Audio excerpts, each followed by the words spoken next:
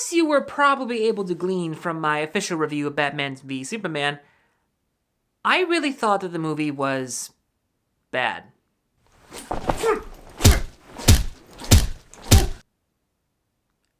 Really, really bad. The movie was so bad that it put me in a very uncomfortable emotional state, which was probably not the best state for me to be in for making a review. Oh, I still stand by everything that I said about the movie, but it just occurred to me that in my enraged state, I failed to supply an ample number of reasons as to why I thought the movie was bad. There is so much more to this movie that makes it so unbelievably awful. Trying to list everything that this movie does wrong would take all day, and naturally none of us have all day. So once I had finally calmed down from my rage, I thought about the movie and what it was about it that made it truly so unremarkably horrible.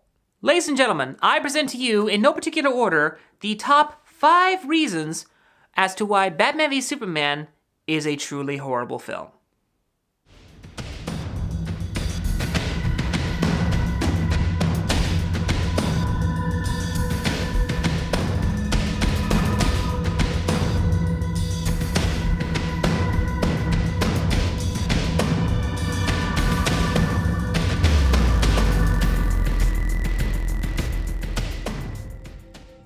Now, before I begin my countdown, I'd just like to make something very, very clear. Ben Affleck was not in any way a contributor to this film's awfulness. If anything, Mr. Affleck was the best part. Ben Affleck is a great actor, a genuinely talented director, and a truly remarkable visionary artist. And furthermore, I have no doubt that he can make an excellent Batman. And I have no doubt that he tried his damnedest to make a good Batman in this movie. Mr. Affleck, your talent and efforts did not in any way contribute to the awfulness of this movie. You simply had the misfortune of being cast as a very, very bad interpretation of Batman. And the only reason that I will even consider seeing your upcoming Batman reboot is because you are directing it. And since you're directing it, I have no doubt that you will make a better movie than this hack. Okay, now that that's out of the way, let's begin this countdown. Number 5. The film is excessively dark for no good reason. This is a trend in superhero movies that really needs to stop. It started in the early 2000s when comic book movies weren't taken as seriously as they are now, and so the studios thought that the only way that they could be taken seriously was if they were dark and gritty and sad and depressing and hardcore and graphic and so on. Mostly drawing inspiration from the writing of Frank Miller and the gritty atmosphere of films like Cobra.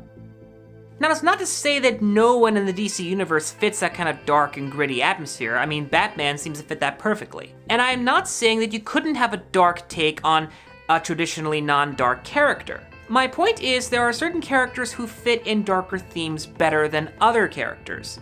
And when you try to shoehorn in a dark environment on a character that really doesn't fit that mold, you end up with a movie that's just ultimately pretentious. The modern idea of assuming that Superman needs to have a crisis of morality is something that is part of his character, but not the way Christopher Nolan thinks it ought to be. Plus, even the darkest of films had moments of levity once in a while to make sure that we weren't completely depressed throughout the entire movie. Overbearing darkness, lifeless atmosphere, and dreary, depressing atmosphere is boring. It's just plain boring. DC, do yourself a favor and watch Daredevil on Netflix. If you want a good idea of how to do a proper dark atmosphere while still making it entertaining, that's a good example for you. And speaking of Marvel, number 4. Playing catch-up with Marvel. Ever since the massive success of the Avengers, Warner Brothers and DC Comics have been trying desperately to catch up with Marvel in terms of creating a cinematic universe. But what DC seems to forget is that Marvel started with one singular movie that gave a promising hint at an expanded universe at the very, very end. Batman v Superman decides to skip all that buildup and just put all the DC universe into one single movie. And needless to say, it does it in a way that is just obnoxiously stupid. Batman v Superman is trying to do way too much with way too little.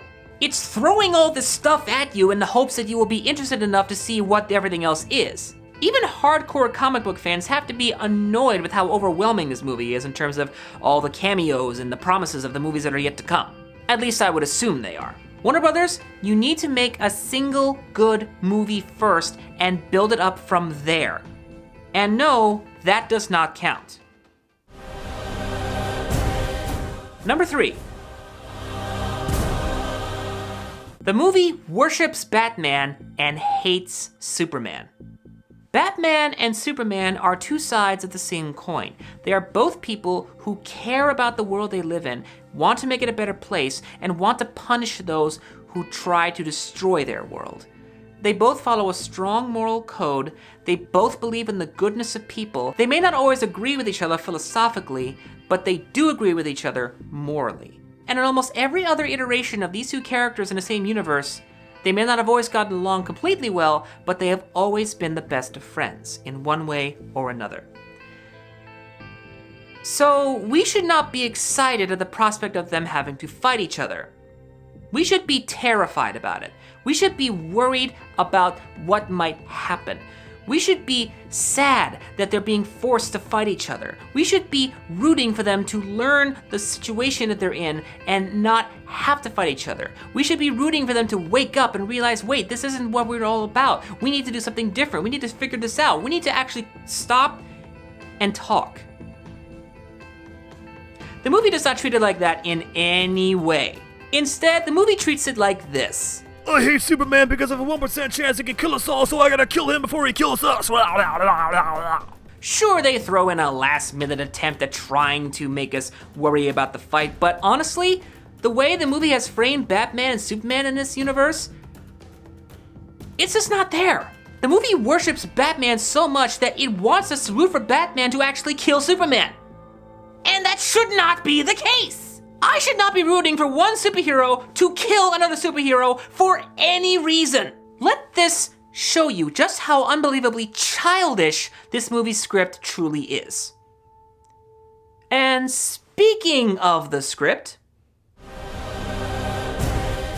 number 2.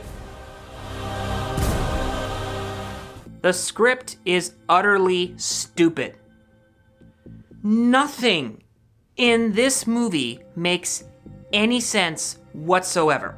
Batman is written like a sadistic, rage-driven maniac. Superman is written like the Old Testament Jehovah with moral complexity issues. Wonder Woman is basically written in as a background character. Lois Lane is a completely blank piece of wood whose only purpose is to be the damsel in distress and instigate conflict at the very end. Lex Luthor makes absolutely no goddamn sense as a character or as a villain. In fact, now that I mention it, why was Lex Luthor the way he was? This doesn't feel like Lex Luthor. It feels like the Riddler and the Joker had a love child. The way Jesse Eisenberg plays him, he feels less like a criminal mastermind and more like a hyperactive Mark Zuckerberg on cocaine. And of course, needless to say, all the major plot turns are utterly, utterly stupid. Why would the world suddenly mourn Superman if they were all hating Superman in the first place? Why was the world hating Superman when he's been doing nothing but saving people's lives? Why is their mother's first name the main reason Batman suddenly likes Superman? Why is it that the one writer in Hollywood who clearly knows nothing about comic books keeps getting work writing comic book movies?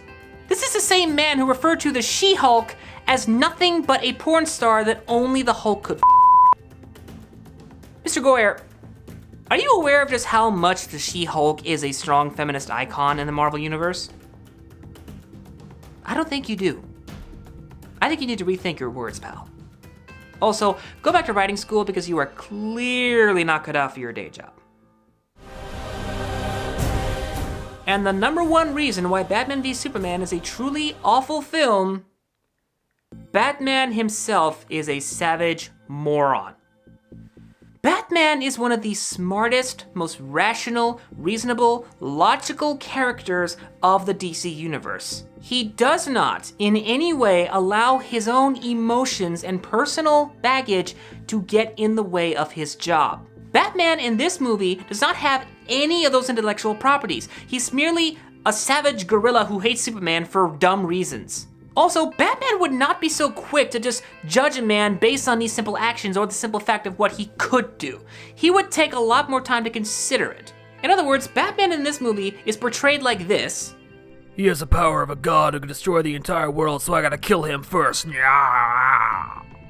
When the actual Batman character is more like this. He has the power to wipe out the entire human race. Yes, he does, Master Bruce. So why hasn't he? I don't know. Yet. So I'm gonna find out. The sooner the better. Very good, Master Bruce. Best not to preserve judgment just yet. He may be on our side. I hope he is, Alfred. I hope he is. It's not just the fact that Warner Brothers felt the need to shoehorn Batman into the next Superman movie because that's the only character they know how to do right, but it's the massive, unforgiving betrayal of the character that makes it even worse. I can't help but feel that the only reason Batman is portrayed like this in this movie was just so they could contrive lame, stupid excuses to make him want to fight and kill Superman. And since the movie seems to perpetuate that notion with everything else and makes us want to root for Batman to kill Superman, I can't help but feel nothing but absolute anger and hatred for this movie. Warner Brothers, you made this movie with the intentions of starting off a brand new franchise with your DC characters in movies, and you have utterly failed. Do us all a favor, and yourselves a favor, and just stop while you're ahead. Because if you continue to go down this route, I guarantee you are going to fail, and you are going to have to shut yourselves down hard. As a lover of movies, a fan of superheroes, and as a human being, I am insulted at this new iteration of these beloved characters that Warner Brothers has attempted to present to us. Superman has saved our world and his world in many ways. And now, I think it's time we return the favor. Let's save Superman. Because our superheroes deserve a whole lot better than this. Ladies and gentlemen, I am the Norm. Thank you all very much for watching.